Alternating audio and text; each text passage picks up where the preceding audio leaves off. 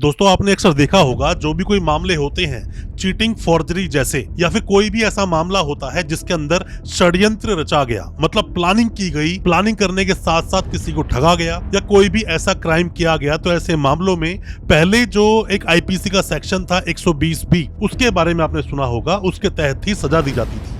क्योंकि 120B की खुद अपनी कोई सजा नहीं है, जो ऑफेंस होता है उसी के अनुसार सजा दी जाती है। आज उसी के बारे में हम बात करेंगे अपने इस वीडियो के माध्यम से कि अब जो बीएनएस में जो सेक्शन बोलता है वो सेक्शन क्या है, भारतीय न्याय संहिता का सेक्शन क्या है, 120B चेंज हुआ है, क्या बदलाव आए हैं, इन सब के बारे में आज बात करेंगे अपने इस वीडियो के माध्यम से। ज्यादा कुछ जानने के लिए 120B आईपीसी और 61 का सबसेक्शन 2 बीएनएस के बारे में बने रहिए हमारे इस वीडियो के साथ। नमस्कार दोस्तों, फिर एक बार स्वागत करता हूं आप सभी का अपने इस यूट्यूब चैनल पर जिसका नाम है फाइट फॉर ट्रू। मेरा नाम है वीरेंद्र।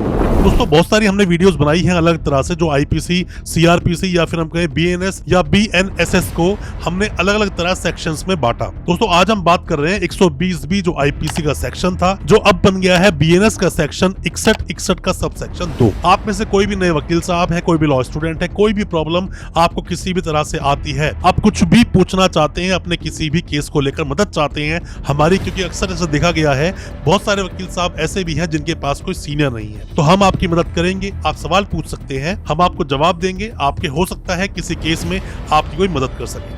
दोस्तों था क्या कि पहले जो आईपीसी का सेक्शन 120 है, 120B को आप जब पढ़ते हैं तो षड्यंत्र की बात करता है। षड्यंत्र की बात करता है पनिशमेंट ऑफ क्रिमिनल कॉन्स्पिरेसी, मतलब किसी भी तरह से क्रिमिनल मामलों में किसी ने षड्यंत्र रचा तो ऐसे मामलों में 120B के तहत सजा दी जाती थी। और ऐसा बोला जाता है कि जो भी कोई सजा उस ऑफेंस की है, मान लो कि कोई भी केस हुआ चीटिंग एंड फोर्जरी का 420, 467, 468, 471, 120B के ऑफेंस में पहले ये केस दर्ज होते थे, तो जो 467 है, 467 के अंदर लाइफ टाइम इम्प्रिजनमेंट का प्रावधान है। अब मान लीजिए किसी इंसान का मर्डर हो गया तो कुछ ऐसी कॉन्स्पिरेसी, ऐसा षड्यंत्र रचा गया उसको मारने में। 34 आता है जब 2 या 2 से ज्यादा लोग किसी भी अपराध में संलिग्न होते हैं, पर 120 भी थोड़ा सा 34 से अलग है दोस्तों। यह षड्यंत्र की बात करता है। क्रिमिनल कॉन्स्पिरेसी जब होती है, पनिशमेंट उसकी बताई गई है 120B में, जो सेक्शन बन गया 61 का सब सेक्शन 2 बीएनएस,